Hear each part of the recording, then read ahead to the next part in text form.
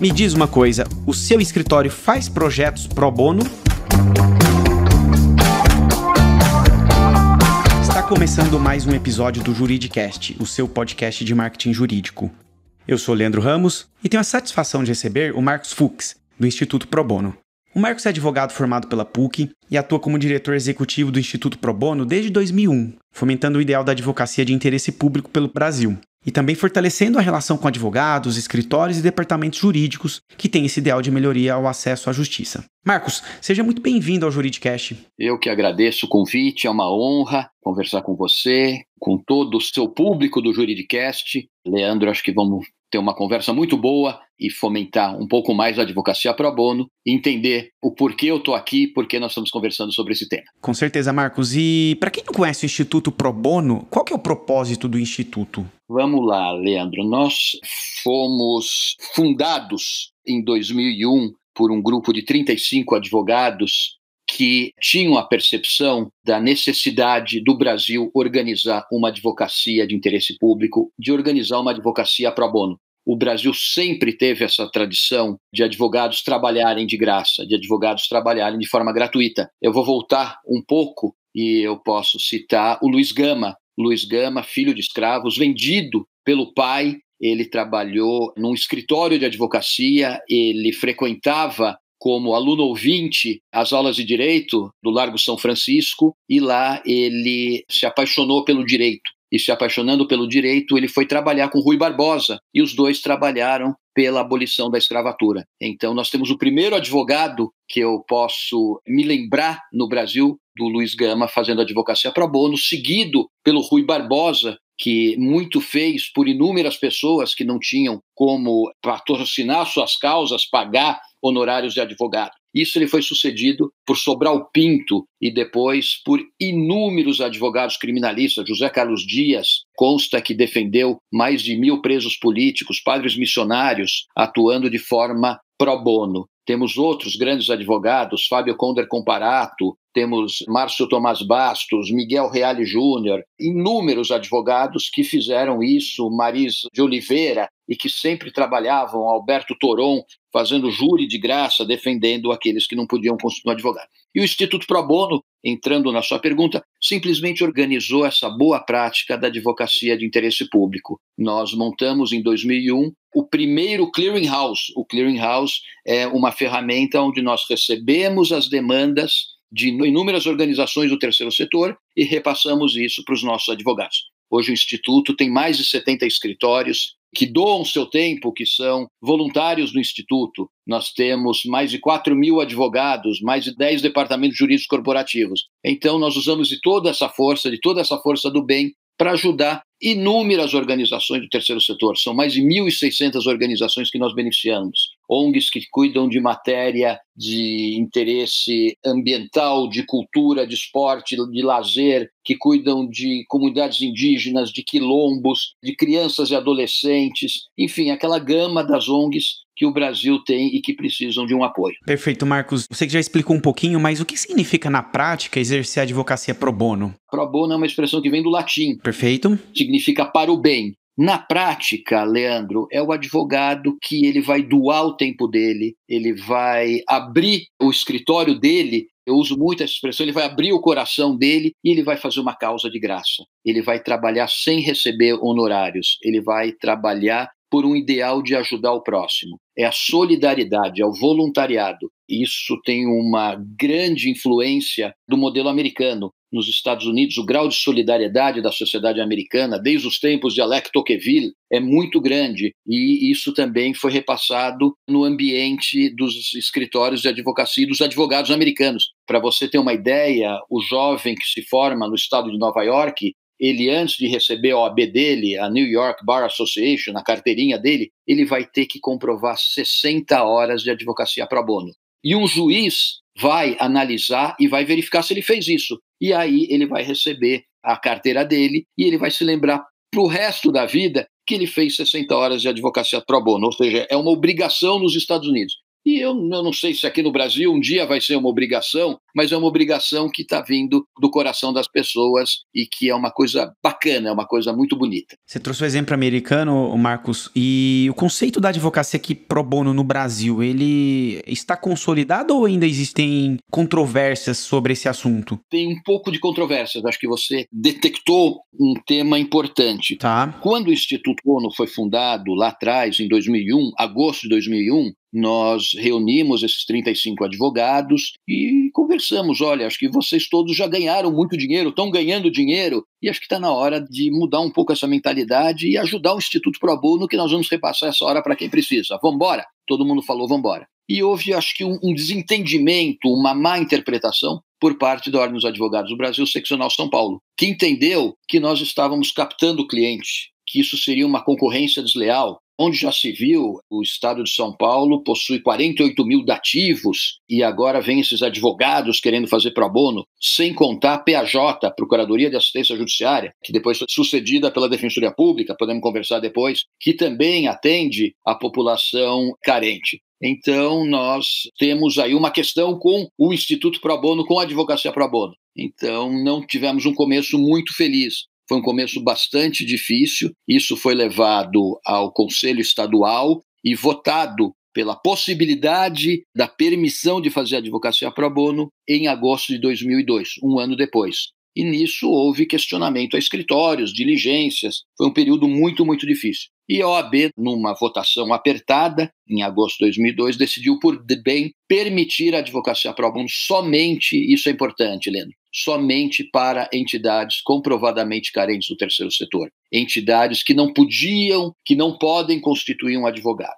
Essas entidades não poderiam ter nenhum grupo econômico, nenhum grupo financeiro por trás, nenhum banco, nenhuma grande multinacional por trás, então somente aquelas ONGs predominantemente carentes. Ou seja, o cidadão comum, ele não pode ter o respaldo de um advogado pro bono, então? Ele teria que procurar a defensoria pública, no caso? Esse é um outro capítulo. Até 2015, a advocacia pro bono estava restrita à resolução de São Paulo, essa que eu mencionei. Perfeito. Ela compreendia, ela dava um embasamento somente para as entidades do terceiro setor, comprovadamente carentes, e pessoas físicas estavam excluídas. Ou seja, o advogado não poderia, na interpretação da OAB, atender as pessoas físicas. Estas estariam, vamos aqui abrir entre aspas, protegidas pelo convênio que a OAB tinha com a antiga PAJ e hoje, como você bem trouxe, com a Defensoria Pública e aquela força dos advogados nativos. Mas como é que isso se deu após 2015? Hoje, isso então é permitido? É permitido. Então, vamos lá. Eu contei que o Instituto Pro Bono ele foi fundado em 2001. Perfeito. Nós tivemos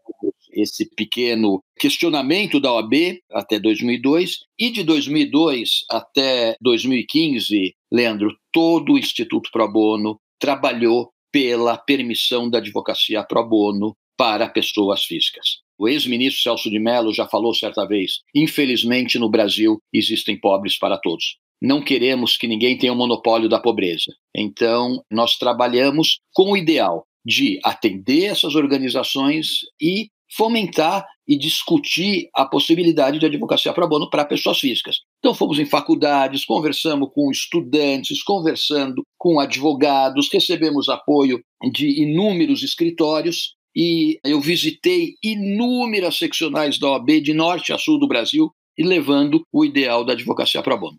Em 2013, eu recebo um telefonema de um procurador da República, do Jefferson, da Procuradoria aqui de Cidadania e Direitos Humanos, e o Jefferson me liga e fala: Fux, eu tenho uma novidade para você. Eu falo: qual, Jefferson? Olha, nós recebemos uma reclamação de uma pessoa de Minas Gerais que quer exercer a advocacia pro bono. Ele era um antigo professor, pediu aposentadoria e agora ele quer trabalhar de graça, quer abrir o escritório dele lá em Belo Horizonte e atender um pouco da população sem cobrar nada. Só que ele foi proibido pela seccional de Belo Horizonte, que usou do expediente aqui de São Paulo. Então nós vamos entrar com um questionamento, um inquérito civil público questionando a OAB por que da proibição da advocacia pro bono. Então aquele dia é uma mudança, Leandro, é uma mudança principalmente na minha vida, de todo mundo que me acompanha, que me acompanhou no Instituto Pro Bono, e também da realidade da possibilidade da advocacia pro bono para pessoas físicas. Depois dessa conversa,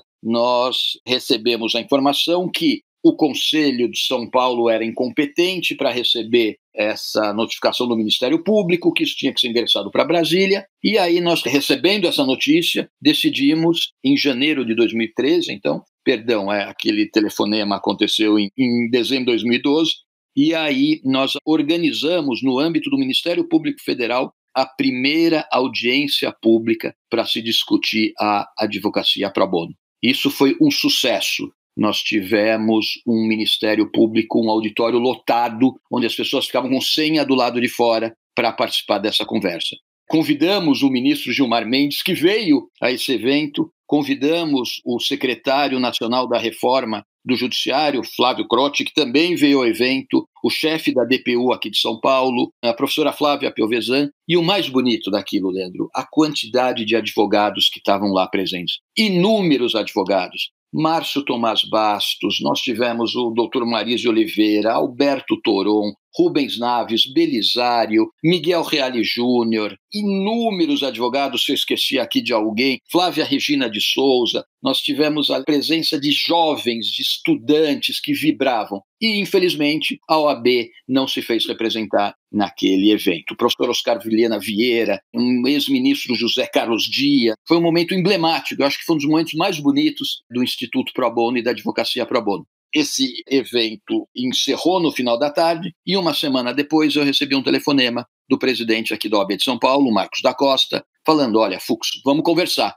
Eu falei, vamos embora, vamos conversar. Ele falou, olha, nós não vamos, eu vou recomendar que não aconteça mais punições para advogados que façam pro bono.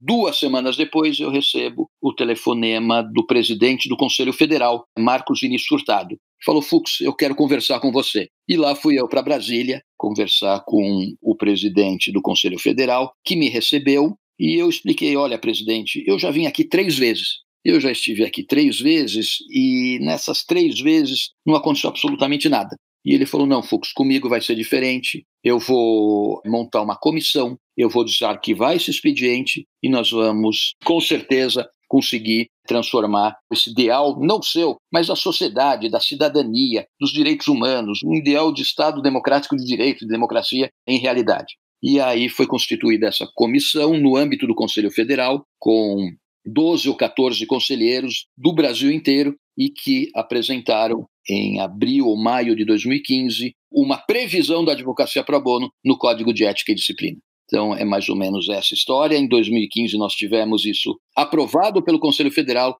artigo 30 do nosso Código de Ética e Disciplina, e depois isso foi contemplado com um provimento específico no ano também de 2015, em dezembro, onde você tem a previsão da advocacia pro bono, Leandro, em todo o território nacional, para pessoas físicas, sem restrições, obviamente respeitando as restrições de dinheiro, quem pode pagar não tem direito à advocacia pro bono, você não pode fazer propaganda, você não pode usar isso como meio de partidos políticos, mas nós tivemos a liberação da advocacia pro bono. Desculpa que eu me estendi muito aqui, mas era um momento importante. Com certeza, Marcos. E após toda essa evolução, né? Quais são hoje os principais desafios no exercício da advocacia pro bono no Brasil? Olha, Leandro, a sua pergunta é incrível. Eu acho que o primeiro desafio foi mudar a mentalidade.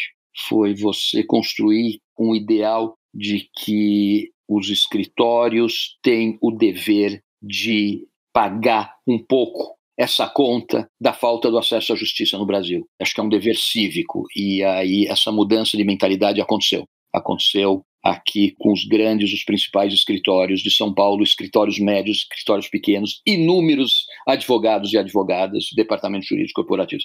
Então, o primeiro desafio foi a mudança de mentalidade. Ultrapassamos isso. Eu acho que agora é você conseguir organizar a advocacia pro bono. Organizar a advocacia pro bono dentro do ambiente de trabalho. Organizar essa modalidade nos departamentos jurídicos corporativos, você colocar metas pro bono, você colocar horas pro bono, horas mínimas de trabalho, você entender que não custa absolutamente nada atender aquele que não está conseguindo uma vaga no dativo, uma vaga dentro da Defensoria Pública. Então, eu acho que agora é um momento de organização, a mudança de mentalidade aconteceu e também pensar que nós temos que trabalhar com a Ordem dos Advogados do Brasil, que não pode haver mais questionamentos, que não existe nenhuma briga pelo monopólio da pobreza, que ninguém quer competir. Nós queremos trazer esse ideal de cidadania, de direitos humanos, de acesso à justiça. E Marcos, como o advogado ou ainda o escritório podem apoiar o Instituto Pro Bono? O Instituto Pro Bono ele tem um site, www.institutoprobono.org.br, onde você tem o cadastro da entidade que precisa de apoio e aí você tem do lado o cadastro de escritórios, advogados e advogadas. Então ele se cadastra lá e aí ele começa a receber nosso material. Perfeito. E quais são as vantagens de um escritório se tornar um apoiador do Instituto Pro Bono? Nós temos que manter o Instituto, Leandro. Perfeito. O Instituto, hoje, ele tem 5 pessoas dedicadíssimas, que eu faço questão aqui de mencionar. A minha diretora adjunta, a Nádia, que tem feito um trabalho brilhante na organização do Instituto Pro Bono, trabalhando com os advogados indígenas. Hoje o Instituto Pro Bono tem um projeto maravilhoso, um fortalecimento da advocacia indígena. Isso ela tem feito com brilho nos olhos. A Rebeca, que coordena todos os nossos projetos, que tem um papel fundamental no nosso dia a dia e que trouxe inúmeros projetos para o Instituto. Ela trouxe plantão pro bono, ela trouxe uma melhoria no nosso mutirão de atendimento, ela encampou o nosso primeiro projeto de atendimento às pessoas físicas, que foi audiências de custódia, comarca de Itapecerica da Serra. Nós realizamos mais de 400 audiências de custódia, foram mais de 1.100 acusados que nós tivemos um êxito em tirá-los do sistema prisional. Recentemente, a Rebeca trabalhou muito com a questão de acusados com Covid, e aí fizemos uma força-tarefa com habeas corpus. Agora ela está trabalhando com migrantes, enfim, audiência de custódia novamente, nesse momento de pandemia, com questões de pena-multa. Então, é uma advogada doutorando aí pela USP, daqui a pouco vai ser doutora. Temos o Otávio Azevedo, ele coordena esse clearinghouse, que é o que eu te falei. O clearinghouse é essa modalidade de receber nossas demandas e repassar para os escritórios. O Otávio, ele olha as demandas, Leandro, ele cuida dessa ONG, ele conversa com a ONG, ele tem um papel fundamental de entender a necessidade da ONG e repassar isso para os escritórios. Ele trabalhou muito com o público aqui na periferia de São Paulo, então ele tem um papel fundamental. E o Alexandre, que faz toda essa nossa comunicação, nosso site, todos os nossos posts, tem que estar cuidando do atendimento também em Facebook, quando as pessoas nos procuram. É um jovem brilhante que cuida. Então, é uma pequena organização com pouca gente, mas que já beneficiou muitas organizações e muitas pessoas, e que é uma entidade reconhecida no Brasil todo e premiada. Então, para nós estarmos aqui, para eu estar aqui conversando, nós precisamos da doação desses escritórios. E os escritórios agora, sendo objetivo na sua pergunta, os escritórios que doam, eles têm a prioridade no recebimento das demandas. O escritório ele vai ter uma conversa com o Instituto Pro Bono que vai ajudar o escritório a se organizar. Ele vai ter um espaço na nossa newsletter. Quando nós tivermos um evento, ele vai ser comunicado e convidado. Nós podemos organizar um plantão jurídico específico para aquele escritório. Ele vai ter o nome dele divulgado na nossa comunicação. Então, são vantagens e benefícios que o escritório tem contribuindo com o nosso instituto. E essa contribuição, ela varia, imagino eu, né? Porque eu vi lá no site de vocês que tem diferenças nas contribuições, correto? Correto. Ela começa em R$1.000 e o pacote final é de R$5.000. E aí, cada modalidade dessa que eu mencionei, ela recebe um incremento, ela é turbinada conforme o valor da doação. Eu sempre digo, essa doação é para o Instituto Pro Bono, mas nós estamos repassando, através dessa doação, a possibilidade de inúmeras organizações terem seus problemas tributários, trabalhistas, problemas de estatuto, problemas de matéria de terceiro setor, até problemas do âmbito penal, de direito civil, de contrato, terem suas demandas resolvidas. Nós nunca deixamos de resolver nenhuma demanda pela capacidade, e eu faço questão nesse momento de homenagear todos aqueles escritórios, todos aqueles advogados, advogadas, departamentos jurídicos corporativos que nos apoiam. Maravilha, Marcos. E uma dúvida que me ocorreu agora, um escritório pode contribuir com o Instituto Pro Bono apenas oferecendo horas? Ele pode, Leandro, ele pode. Nós estamos no momento em que o Instituto Pro Bono tem feito aí uma peneirada incentivando os nossos apoiadores a doarem. Porque recebendo essa doação, primeiro o escritório vai ter todos aqueles benefícios que eu mencionei, isso é positivo para o Instituto. Então, nós temos agora, não é uma determinação, mas uma conversa muito boa com o nosso Conselho Deliberativo, e a decisão foi de receber somente agora aqueles escritórios que nos apoiam. Maravilha. Então, para quem pretende ser um voluntário do Instituto Pro Bono, então como que se dá essa contribuição? É com horas ou pode ser também, no caso do escritório, com um aporte ali financeiro? Tem mais alguma outra forma de contribuir? Os advogados individuais, eles podem se cadastrar, não existe essa doação financeira, né, essa doação de apoio financeiro, e eles se cadastram no Instituto Pro Bono. Os escritórios, nesse momento, nós estamos aí numa fase de receber os escritórios que teriam interesse em nos apoiar e contribuir mensalmente com o Instituto. Ok, Marcos. E da outra parte, como uma pessoa ou entidade podem receber um atendimento jurídico via Instituto Pro Bono? Nós temos também no nosso cadastro, ali na régua de cima do site, nós temos o cadastro das entidades. Então, a entidade cuida de uma questão que envolve mulheres vítimas de violência. Então, ele vai descrever, ele vai cadastrar o nome da entidade, ele vai descrever a matéria que ele está com problema. Olha, nós não conseguimos aí pagar DARF, nós temos um problema fiscal, problema tributário. Ele vai colocar todas as informações da entidade, ele vai colocar quem são os diretores, vai colocar, anexar o estatuto, o balanço. O Otávio vai fazer essa peneirada, vai fazer esse trabalho muito difícil de conseguir identificar a demanda e depois ele vai repassar isso para os nossos advogados. Então, é o cadastro da entidade. Pessoas físicas, no momento, nós encaminhamos para a Defensoria Pública. Defensoria Pública do Estado de São Paulo, ela tem 800 defensores públicos, ela tem uma infraestrutura, ela está acostumada a cuidar com esses casos de despejo, de direito de família, então ela tem uma estrutura muito grande. Nós não temos atendido pessoas físicas. Aí você vai falar, puxa vida, Fux, mas vocês trabalharam tanto? Trabalhamos, então nós pegamos segmentos de pessoas físicas, ou seja, nós advogamos de forma pro bono em prol daqueles presos acusados na comarca de Itapecerica da Serra durante 2 anos, 2 vezes por semana. Nós vamos trabalhar provavelmente com os imigrantes, com os refugiados, com aquelas pessoas que estão em situação vulnerável, estrangeiros aqui no Estado de São Paulo, numa parceria com a Defensoria Pública da União. Nós, então, estamos pegando segmentos da sociedade. Nós estamos beneficiando 15 advogados indígenas que estão trabalhando a questão de terra, a questão de posse, ensinando eles a advogarem. Você sabe que o Brasil hoje tem 80 advogados indígenas e 15 estão num projeto do Instituto Pro Bono, que está sendo muito bem aí encaminhado pela Nádia. Então, nós não trabalhamos especificamente com pessoas físicas individualmente. Correto. Bom, Marcos, o nosso episódio vai caminhando para o final. E que dica que você dá para quem pretende criar um programa pro bono no escritório? Afinal, por onde começar? Eu acho, Leandro, que a dica que eu dou é aquela: não precisa fazer com o Instituto Pro Bono. Eu acho que a pessoa tem que abrir o escritório dele, voltar o escritório dele para o atendimento a uma organização não governamental ou uma pessoa física. Então, ele cria internamente algumas horas pro bono, ele doa o tempo para a entidade ou para uma pessoa física. Ele se organiza, ele tem uma pessoa-chave no escritório que queira fazer pro bono. Então, eu acho que isso tem que vir do coração. Inúmeras advogados fazem pro bono e tem nos seus arquivos lá casos que não foram cobrados. Então, eu acho que isso é ter a vontade, ter o prazer em poder fazer uma advocacia pro bono. A vantagem do Instituto é que o Instituto, ele organiza, como eu falei,